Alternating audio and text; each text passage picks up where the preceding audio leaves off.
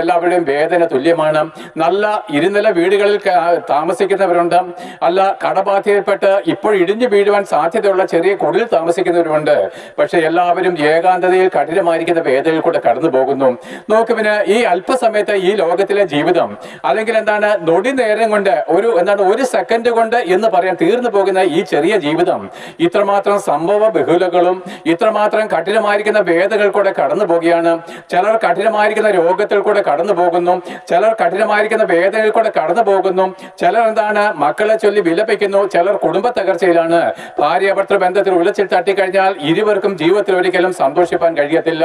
ഇങ്ങനെ പോകുന്നു ഓരോരുത്തരുടെയും വേദനകള്. ചിലർ കഠിനമായിരിക്കുന്ന കടബാധ്യതയിലാണ്, ചിലർ മറ്റു വിധമായിരിക്കുന്ന രോഗപീഠകളിലാണ്. ആർക്കും സഹായിപ്പാൻ കഴിയാത്ത, ആർക്കും നമ്മുടെ വേദനകളിൽ ആശ്വാസം നൽകി തരുവാൻ കഴിയാത്തവണ്ണം അനേകരുടെ ഹൃദയങ്ങളും ഉരുകി ഒലിക്കുമ്പോൾ പ്രിയപ്പെട്ട രാജ്യസിംഹാസനത്തിൽ ഇരിക്കുന്നവരും തെരുവോരങ്ങളിൽ പാട്ട് പറക്കി കഴിയുന്നവരുടെയും എല്ലാ വേദന ഒരുപോലെയാണ്.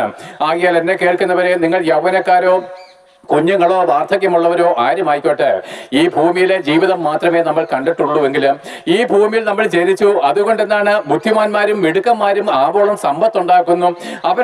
അവരുടെ നേതാക്കന്മാരിൽ ആശ്രയിച്ചുകൊണ്ട് മറ്റുള്ളവരോട് തിണ്ണമെടുക്ക് കാണിക്കുന്നു, മറ്റുള്ളവരെ അവർ പീഡിപ്പിക്കുന്നു, മറ്റുള്ളവരുടെ കയ്യിൽ നിന്ന് പണം കള്ളം പറഞ്ഞ് കവർന്നെടുക്കുന്നു.